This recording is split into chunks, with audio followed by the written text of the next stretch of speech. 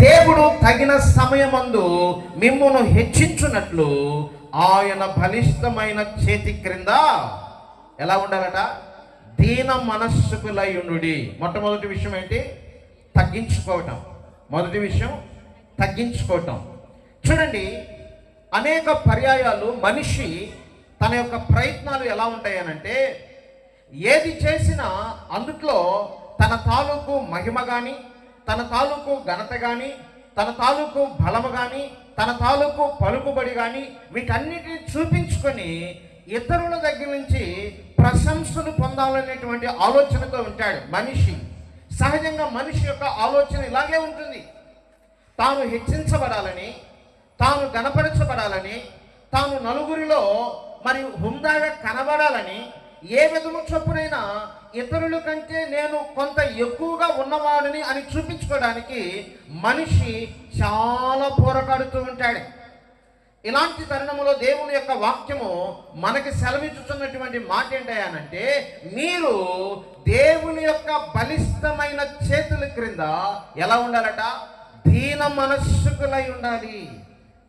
కొంత సమయము ఈ దీన మనస్సు అంటే ఏంటి?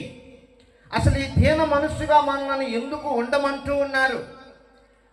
దాన్ని కనుక మనం అవగాహన చేసుకోవడానికి ప్రయత్నం చేస్తే, అర్థం చేసుకుంటే మన క్రైస్తవ జీవితము సార్థకమైనట్లే. చాలాసార్లు క్రైస్తవులు తమ క్రైస్తవ్యాన్ని బట్టి ఏం చేస్తారు? హెచ్చించుకుంటారు.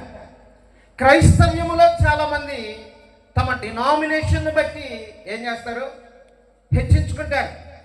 క్రైస్తవ్యంలో మరికొందరు తమ యొక్క భాషను బట్టి, తమ యొక్క వేషధారను బట్టి తమను తాము హెచ్చించుకుంటారు.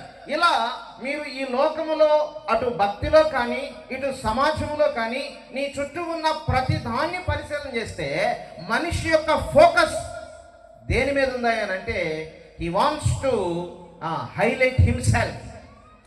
తన్ను తాను హెచ్చించుకోవాలి అనేటువంటి ప్రయత్నమే చేసుకుంటూ ఉన్నాడు. He want to lift himself up. తనను తాను మరి పైకి ఎదిగింప చేసుకోవాలని అనుకుంటూ ఉన్నాడు. ఇది మనిషి యొక్క ఆలోచన.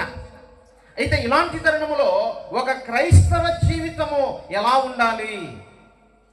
ఒక క్రైస్తవ జీవితము యేసును అంగీకరించిన జీవితము, యేసును హృదయమందు కలిగి జీవించేటువంటి జీవితము ఎలా జీవించాలి?